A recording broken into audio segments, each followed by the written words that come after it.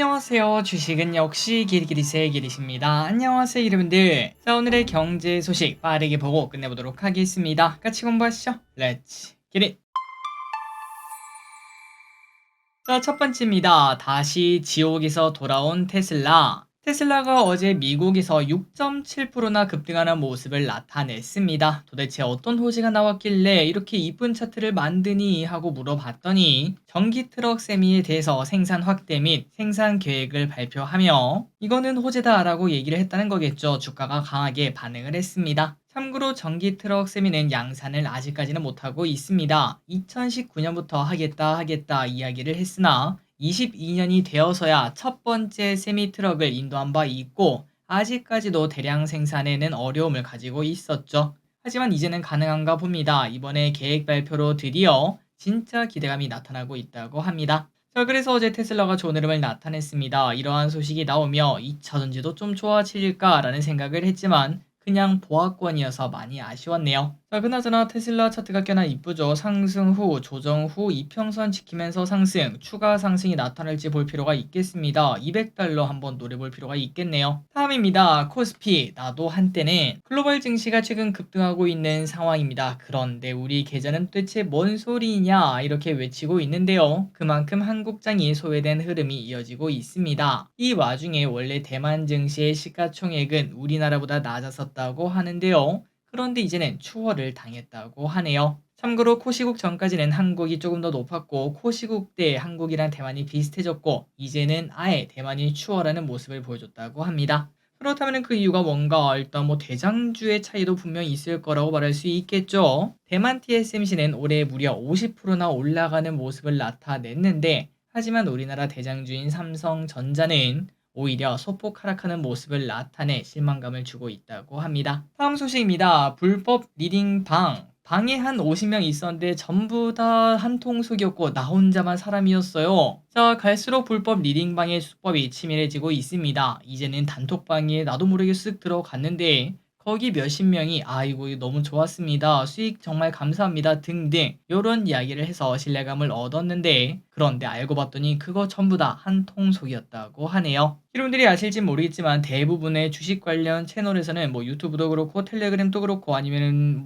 다른 리디망도 그렇고 1대1 상담이 대부분은 불가능합니다. 법적으로 불가능해요. 저도 당연히 1대1 상담을 하면 안 되고요. 그래서 여러분들이 가끔 주식에 대해서 물어보시기도 하는데 제가 그거를 답변 드릴 수도 없고 또한 알지도 못합니다. 그리고 여러분들이 아실 거라고 생각합니다. 주식에는 절대적인 정답이 없어요. 그거를 알고 있는 사람은 딱 한 명, 타임머신을 가지고 있는 사람, 그 사람만 알 수 있는 건데 만약 그게 없다. 그렇다면 정답은 없고 그냥 정답에 가까이 가는 그 과정만 있을 거라는 거 알고 있을 거라고 생각합니다. 그럼에도 불구하고 나는 이거 알고 있다. 정답을 알려주겠다. 목표가 얼마다. 이렇게 말하는 거는 100% 사기라는 걸 잊지 마시고 그리고 여기저기 올라가면은 회원들의 수익 인증이 매일매일 이만큼 올라옵니다. 그런 것들이 많은데요. 전부 다 사기라는 거 잊지 마시기 바래요. 다음입니다. 무역전쟁 걱정이 계속 미국이랑 유럽만 중국을 때리고 있나 했는데 그게 아닙니다. 라틴 아메리카 국가들도 중국 때리기에 나섰다고 하는데요. 그렇다면 얘네는 뭘 때리나 봤더니 바로 철강입니다. 철강. 중국산 철강 제품에 관세를 2배 때리는 걸 검토하고 있다고 합니다. 그렇다면 갑자기 얘네가 왜 그런가 봤더니 브라질 등이 중국 철강 밀어내기에 많은 피해를 이때까지 많이 봤다고 합니다. 워낙 싸게 이렇게 내보내다 보니까 라틴 아메리카 내 철강 생산 업체가 최근 들어 폐업하는 모습까지 나타났다고 하네요. 그러다 보니까 이렇게 라틴 아메리카 같은 경우에는 당연히 명분이 있다라고 말을 해볼 수 있긴 하지만 그런데 중국이 또 가만히 있지는 않을 것 같습니다. 미중 무역 분쟁 관련주, 히토류, 철강, 대두 이쪽을 우리가 관심 있게 볼 필요가 있겠습니다. 다음입니다. 드디어 바닥이니 최근 화학업종 주가가 올라오는 모습을 보여주고 있습니다. 그 중에 하나인 금호석유가 나름 탄력적인 모습인데요. 이렇게 화학주가 좋은 이유 중 하나는 바로 중국의 수요 회복을 들 수 있다고 합니다. 왼쪽에 보다시피 최근 금호석유는 거의 연일 상승에 무려 30%나 상승을 했습니다. 바닥권에서 강하게 올라오는 모습을 보였고요. 그리고 이뿐만 아니라 롯데케미칼도 바닥에서 25%, 효성화학도 23%나 상승하는 모습을 보여줬다고 합니다. 또한 한국에 있는 화학주만 좋은 게 아니라고 합니다. 중국 내 화학주들의 흐름도 매우 좋다고 하는데 앞으로의 화학주 전망은 어떨지도 한번 공부해 보시면 좋을 것 같습니다. 다음입니다. 큐라클. 야, 바이오가 정말 무섭습니다. 이래서 바이오 투자는 하지 말라라는 이야기가 있는 거겠죠. H1B에 이어서 큐라클에서도 악재가 나왔습니다. 프랑스 안과 기업으로부터 망막혈관 치료제에 대한 권리 반환을 통보받았다는 소식이 바로 하한가에 도착했는데요. 이는 당연히 큰 악재입니다. 참고로 위 치료제는 21년에 이전했는데 다시 돌아오게 되었다고 합니다. 자, 그래서 이제 이런 소식이 나오면 나올수록 바이오 투심은 또 약해질 수밖에 없을 것 같은데, 하지만 또 그 반대로 몇 개가 성공했다 이런 얘기가 나오면은 강한 바이오를 또 확인할 수도 있겠죠. 다만 그게 언제인지 모른다는 게 가장 어려운 듯하고, 그래서 저기리스는 만약에 바이오에 투자를 해야 된다 그렇다면은 ETF를 우선적으로 검토를 해볼 것 같습니다. 그런데 갑자기 또 바이오에서 좋은 이야기가 나왔어요. 진짜 어지럽습니다. 오늘 박셀바이오가 완전 난리였습니다. 공시가 하나 장중에 나왔는데요. 간세포암 치료 임상 2회 이상 질병 통제율 100%라는 이야기를 꺼냈다고 합니다. 그러니까 완전 관해가 확인되었다는 호재라고도 말을 해볼 수 있는데요. 그런데 뭔가 이상하게도 갑자기 주가가 마이너스 20%까지 폭락하는 모습을 나타냈습니다. 그래서 저기릿은 이게 뭐야, 뭐 좋은 소식 아니야, 호재 아니야 라는 생각으로 당황하는 그 찰나 갑자기 주가가 쭈르르르 올라가더니 지금 보니까 상한가에 도착한 걸 확인할 수 있네요. 그래서 이때 저점이 얼마인가 대략 1,500 아니 15,000원 정도였습니다. 그러니까 만약에 저점에 샀다면은 하루 만에 거의 2배를 먹을 수 있는 모습이 나타났다고 하니까 진짜 말도 안 되는 어지러운 무빙을 보여줬다고 말을 해볼 수 있겠죠. 바이오 참 어렵습니다. 어쨌든 바이오에 좋은 이야기가 나왔습니다. 다른 바이오주는 어떨지도 볼 필요가 있겠습니다.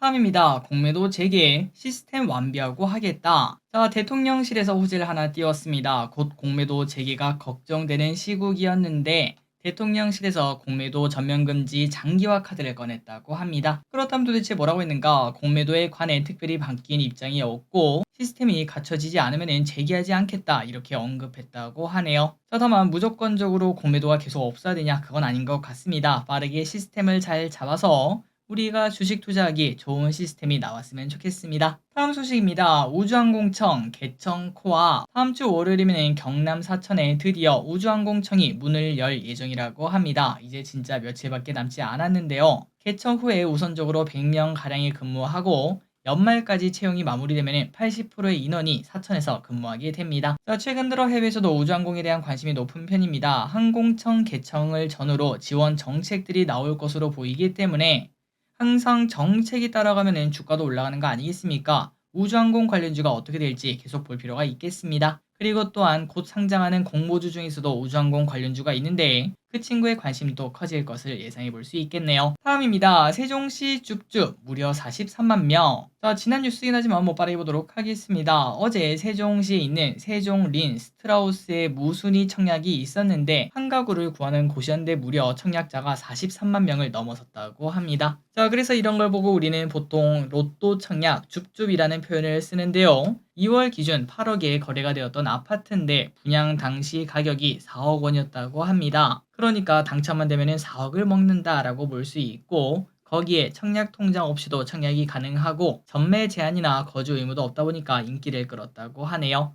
혹시나 청약하신 분들이 계시다면 꼭 되셨길 진심으로 바랍니다. 다음 소식입니다. 아파트 조식 서비스가 확산 중. 자, 조식 서비스를 제공하는 아파트가 있다는 거 우리가 몇 번 확인을 했었는데요. 처음에 이제 이런 아파트가 나왔을 때는 누가 아침에 가서 밥을 돈 주고 사 먹겠냐 이러한 분위기가 많았습니다. 그런데 요즘에는 조식 서비스가 생각보다 인기를 끌면서 조식을 제공하는 아파트가 수도권, 지방에서도 생기고 있다고 하네요. 자, 이렇게 조식 서비스 수요가 늘어난 것은 고물가가 지속되는 점에 더해 생활의 변화도 있다고 합니다. 맞벌이 부부 1인, 2인 가구가 증가하면서 예전처럼 집에서 밥을 해먹는 문화가 많이 사라지고 있다고 해요. 그러다 보니까 사 먹는 경우가 많고 이러한 조식 서비스, 중식 서비스가 꽤나 큰 인기를 끌고 있다고 하네요. 다음입니다. 초단기 일자리 역대 최대치. 고물가와 인건비 부담으로 자영업자들은 알바를 쓰는 시간을 많이 줄이고 있다고 합니다. 작년 기준 주 15시간 미만 근로자는 평균 160만 명으로 전체 근로자의 5.6%에 달한다고 하는데 이는 당연히 역대 최대치라고 하네요. 아니 길이 근데 이렇게 적게 일해도 되나 라는 생각을 해볼 수 있는데 그런데 주요 수당이라도 아끼기 위한 그러한 분위기 때문에 이런 현상이 나타나고 있다고 합니다. 더 중요한 거는 이제 최저임금은 또 올라갈 수밖에 없겠죠. 그래서 갈수록 높아질 수밖에 없는 상황에서는 이런 분위기가 심화될 수밖에 없다고 하네요. 다음입니다. 올레드 TV 시장에서 변화의 바람이 불고 있습니다. 원래는 LG전자의 그냥 혼자만의 놀이터였다고 볼 수 있는데 그런데 이제는 삼성전자가 야 같이 놀자 이렇게 말을 하고 있다고 하네요. 물론 거기에서 일장은 당연히 LG전자입니다. 과반수가 넘는 점유율을 보유하고 있는데요. 하지만 삼성전자의 인기가 생각보다 크다고 하네요. 재작년 올레드 TV 출시 후 작년 1분기는 12%였지만 그런데 올해 1분기 단 1년 만에 10%나 증가해 23%까지 높아졌다고 합니다. 그리고 이렇게 높아지면서 양사 간의 격차도 47%였던 것이 28%까지 좁혀지고 있고 물론 아직도 많이 차이가 난다라고 말할 수 있겠지만 다시 LG는 그 놀이터에서 일장이 될 수 있을지 보도록 하겠습니다. 다음입니다. 요즘 유튜브를 보면 짧은 쇼츠를 보시는 분들이 많으실 것 같습니다. 크게 다 틱톡 때문이다 라고 볼 수 있겠죠. 하지만 또 그 반대로 틱톡은 오히려 긴 영상을 준비하고 있다고 하네요. 자, 쇼폼으로 유행한 틱톡이 영상 길이를 늘리기 시작하더니 이제는 60분짜리 영상도 올릴 수 있도록 테스트하고 있다고 합니다. 틱톡은 처음 15초 이내 영상을 업로드 시켰다가 21년에는 34초까지 늘리더니 이제는 일부 창작자를 기준으로 30분 영상도 업로드가 가능하게끔 바꿨습니다. 그런데 거기에 더해 60분 영상까지 테스트하고 있다고 하네요. 그렇다면 틱톡이 왜 그러는가? 바로 유튜브가 쇼츠를 열면서 쇼폼 시장을 잠식하고 있자 야 너희 1억이 있냐? 그럼 우리도 너희한테 가서 공격하겠다 이렇게 말하며 유튜브에 도전장을 꺼냈다고 볼 수 있고요. 그리고 아시다시피 영상이 길어지면 길어질수록 당연히 거기에 체류 시간이 늘어나게 되고 광고도 늘릴 수 있어서 성장에도 도움이 된다고 합니다. 그래서 아마도 얼마 지나지 않아서 틱톡에서도 긴 영상을 확인할 수 있을 듯 합니다. 다음입니다. 액정 내구성이 더 올라가는 폴더블 폰. 저끼리 또 폴더블 폰을 사용하고 있습니다. 그런데 사실 폰을 잘 안 접는데요. 아마도 쓰시는 분들은 아시겠지만 여기에 그 자국이 생각보다 꽤나 잘 생기기 때문에 그것 때문에 폰을 안 접게 되더라고요. 자, 그런데 이제는 이러한 걱정을 할 필요 없이 그냥 막 접었다 폈다 해도 된다고 합니다. 이 내구성이 더 강해진다고 하는데 기존의 플립5에서 30 마이크론의 UTG를 사용했는데 플립6에서는 50 마이크론 두께의 UTG를 사용한다고 합니다. 이렇게 되면 화면이 더 두꺼워지니까 당연히 내구성이 향상될 수밖에 없다는 것. 앞으로 나오는 폴더블 폰은 더 내구성이 좋을지 한번 보도록 하고 그리고 참고로 갤럭시 Z 플립 6, 폴드 6, 갤럭시 링 등은 곧 다가오는 7월 언팩 행사를 통해서 공개된다고 합니다.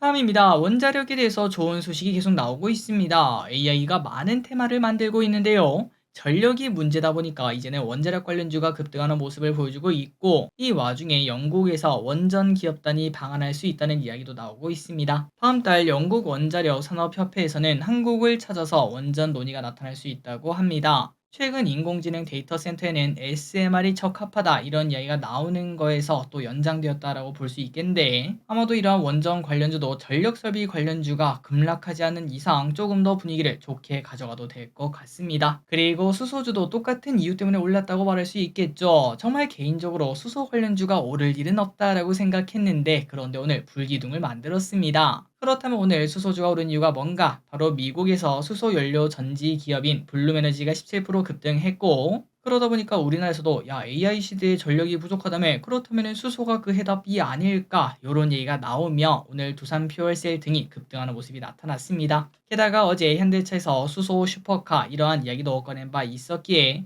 오늘 기대감이 터졌다고 볼 수 있는데 다만 개인적으로 원자력이랑 수소를 비교하면 그래도 원자력이 조금 더 낫지 않나 라는 생각을 해보지만 하지만 또 결과는 또 다를 수 있겠죠. 한번 수소가 어디까지 올라갈지 지켜보도록 하겠습니다. 마지막 소식입니다. 종전 바라볼 수도 몇 번째 떠보기인지 모르겠지만 또 떴습니다. 하도 많이 속아서 이번에는 안 속는다 라고 하시는 분들도 계시겠지만 그럼에도 성공만 하면은 크게 상승할 섹터니 재건주를 잠시 관중에 넣을 필요는 있겠죠. 일단 무슨 얘기가 나왔나 한번 봤더니 다음 달 스위스에서 열리는 우크라이나 국제평화회의에 젤렌스키가 기대감을 꺼냈다고 합니다. 회의에서 합의가 도출되고 이를 시행까지 한다면 종전까지도 가능하다 이렇게 말을 했는데요. 하지만 이 회의에는 러시아는 참여하지 않습니다. 그러다 보니까 어떤 결과가 회의에서 도출되더라도 그거를 러시아가 받아들일지는 잘 모르겠다라고 볼 수 있겠죠. 일단 지켜볼 필요가 있겠습니다. 자, 오늘의 공부 여기까지 끝났습니다. 항상 이렇게 같이 공부해서 진심으로 감사합니다. 지금까지 길이셨습니다.